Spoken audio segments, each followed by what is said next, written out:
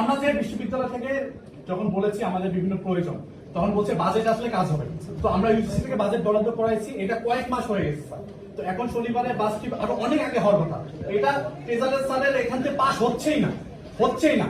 এরপরে যখন আমরা সর্বশেষ স্যার বললো যে উনি এটা ইয়ে করে আপনার কাছে পাঠাবেন, তো এরপরে আমরা দেখলাম যে উনি নেগেটিভ রিভিউটা দিয়েছেন। উনি দিয়েছে যে 2 বছরের জন্য যে বাজেট বরাদ্দ হয়েছে এরপরে কি হবে, এর জন্য উনি বরাদ্দ দিবেন না, এটা চালু করবেন না। এটা হলো তার সুপারিশ।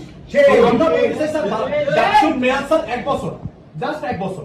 আমরা সেখানে 2 বছরের বাজেট নিয়ে আসছি, এটাই তো অনেক বেশি স্যার।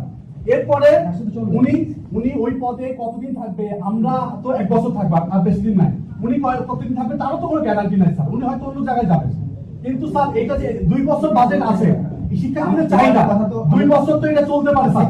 এরপরে যারা ডাকসুতে আসবে, নির্বাচিত হবে স্যার, আপনার ডাকসু দিবেন, নির্বাচিত হবে, তারা আবার বাজেট বরাদ্দ করবে বা বিশ্ববিদ্যালয়ের নিজস্ব ক্যাপাসিটি 2 বছরের একটা বাজেট নিয়ে আসছি স্যার। এটা কেন পড়ে থাকবে স্যার? এই ক্যামেরাগুলো এত কি কারণ 2 বছরের বাজেট আছে, এটা কেন পড়ে থাকবে স্যার? স্টুডেন্টরা পরীক্ষা আছে স্যার, পরীক্ষাতে আসতে পারে না, কারণ বিভিন্ন রাজনৈতিক কর্মকাণ্ড থাকে, তারা টেনশনে থাকে, পরীক্ষা সেমিস্টার ফাইনাল থাকে।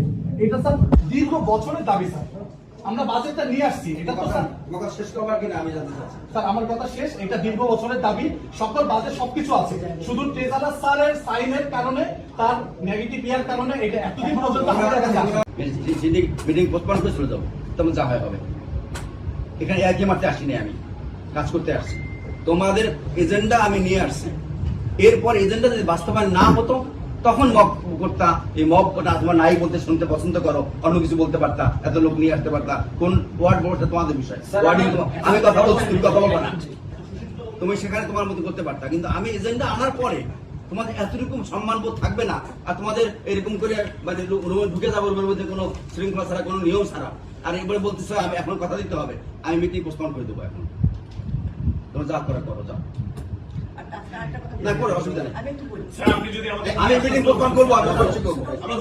না থাকো, আর দেখো থাকো, সারাদিন থাকো। আমি বললাম যে আমি এজেন্ডা করেছি, এরপর কেন এটা এজেন্ডা বাস্তবায়ন না হতো তখন বলতাম কেন তোমার। আমি এজেন্ডা করেছি, আমি এজেন্ডা করেছি চিন্তা করার জন্য। আমি এজেন্ডা এনেছি, অবশ্যই কোনো উদ্দেশ্য আছে। আমার মধ্যে সিদ্ধান্ত নেবো না একা, বিকজ এখানে ফাইন্যান্সিয়াল জড়িত, আর্থিকভাবে জড়িত বলেই আমি সিদ্ধান্ত নেবো না। সিদ্ধান্ত নেবে সিন্ডিকেট হাইয়েস্ট বডি। এরপর তোমার সেই সময়টাকে দিলে না, তোমরা এসে শুরু করলে 4 মাস তো সময় দেওয়া হয়েছে স্যার। যাও গে স্যার, আর 4 মাস আমি কি করবো? আমি ছিলাম তখন, আমি ছিলাম না, এটা বললে হবে না। আমি 4 মাস পরে না, আমি 4 মাস কেন, আমি আজকে এজেন্ডা এনেছি, আজকে এজেন্ডা তুমি সিদ্ধান্ত নিতে হবে। আর 4 মাসের কথা বলছিলাম, আমি জানাচ্ছিলাম তাকে বলছিলাম,